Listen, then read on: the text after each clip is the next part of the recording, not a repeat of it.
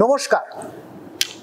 আপনারা সবাই নিশ্চয়ই জানেন যে ভারতীয় ফৌজদারি আইনের যে তিনটে মূল স্তম্ভ আছে সেই তিনটেই আগামীকাল অর্থাৎ 1 জুলাই 2024 থেকে ইতিহাস হয়ে যাচ্ছে।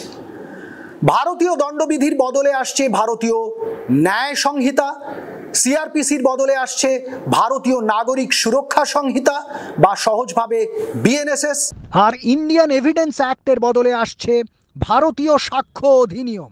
এখন এই তিনটে নতুন আইনে পুরনো আইনের বদলে কি কি নতুন ধারা বা নির্দেশিকা আছে সেটা আমাদের সকলেরই ভালোভাবে বুঝে নেওয়া দরকার। সেই জন্যই পশ্চিমবঙ্গ পুলিশের এই প্ল্যাটফর্মে আমরা ছোট ছোট ভিডিও ক্লিপের মাধ্যমে নতুন আইনের গুরুত্বপূর্ণ দিকগুলো সহজভাবে তুলে ধরার চেষ্টা করব।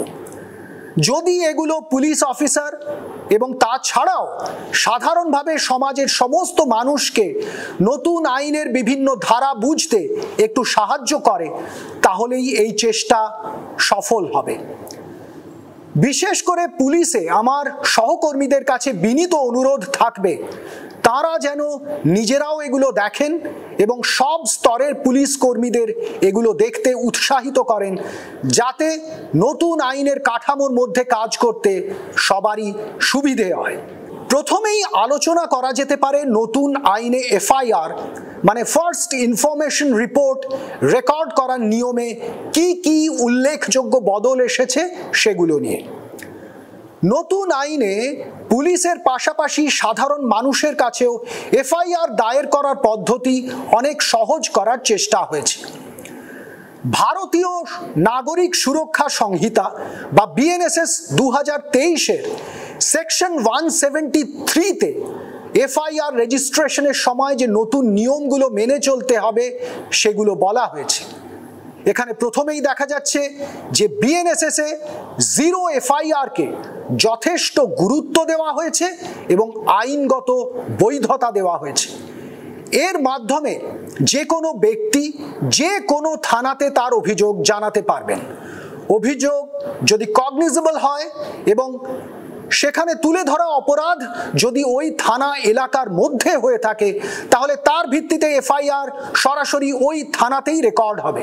কিন্তু যদি দেখা যায় অভিযোগ কগনিজেবল হলেও অপরাধ ওই থানার এলাকার বাইরে কোথাও হয়েছে, তখন ওই থানার ওসি বা আইসি সময় নষ্ট না করে ওই অভিযোগ জিরো এফআইআর হিসাবে রেজিস্টারে রেকর্ড করে নেবেন। তারপর তিনি সেটা সংশ্লিষ্ট থানার কাছে পাঠিয়ে দেবেন। সংশ্লিষ্ট থানাকে কিন্তু ওই জিরো এফআইআর বা তার সাথে ওই অভিযোগ পাবার পর তা সাধারণ বৈধ এফআইআর হিসাবে রেকর্ড করে তার তদন্ত শুরু করতে হবে। এছাড়াও নতুন আইনে নতুন প্রযুক্তির ব্যবহারকে উৎসাহ দিতে এবং মূলত সাধারণ নাগরিকদের আইনিভাবে এফআইআর রেজিস্ট্রেশনের রাস্তা আরও সহজ করার উদ্দেশ্যে বিএনএসএস-এ ইএফআইআর এর ধারা সংযুক্ত করা হয়েছে। ওই ধারা অনুযায়ী যে কোনো নাগরিক নিজে প্রথমে থানাতে যেতে না পারলেও সরকারিভাবে চালু হওয়া ইএফআইআর পোর্টালে লগ ইন করে সেখানে ইমেল, মোবাইল মেসেজ বা অডিও ভিডিও ফাইলস পাঠিয়ে অভিযোগ জানাতে পারবেন। ওই অভিযোগ পাওয়ার পর পুলিশকে তা ডাউনলোড করে একটা নির্দিষ্ট রেজিস্টারে রেকর্ড করে রাখতে হবে। এরপর অভিযোগের গুরুত্ব বিচার করে অভিযোগ পাওয়ার 3 দিনের মধ্যে অভিযোগকারীর সাথে যোগাযোগ করে অভিযোগপত্রে তাকে সই করার অনুরোধ জানাতে হবে।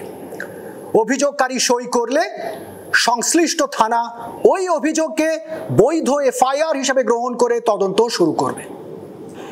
এক্ষেত্রে অবশ্য এটাও পরিষ্কার করে দেওয়া হয়েছে যে এভাবে পাওয়া অভিযোগে যদি এমন কোনো গুরুতর অপরাধের উল্লেখ থাকে যেখানে দ্রুত পুলিশের হস্তক্ষেপ দরকার, তাহলে আইওকে তাড়াতাড়ি প্রয়োজনীয় এনকোয়ারি করে এফআইআর রেকর্ড করতে হবে এবং তদন্ত শুরু করে দিতে হবে।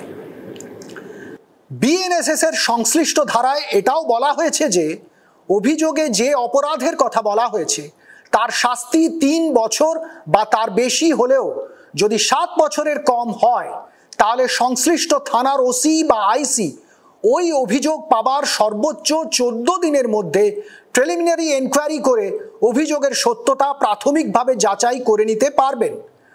তবে প্রিলিমিনারি এনকোয়ারি করার আগেই তাকে ডিএসপি বা তার উচ্চ পদমর্যাদার কোনো অফিসারের কাছ থেকে প্রয়োজনীয় অনুমতি নিতে হবে।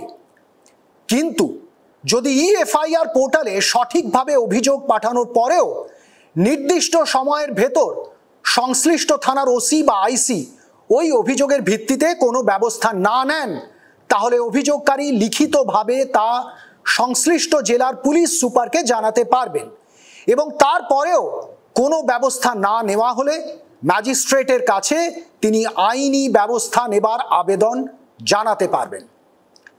আপনাদের সকলকে ধন্যবাদ। সবাই ভালো থাকুন, সুরক্ষিত থাকুন।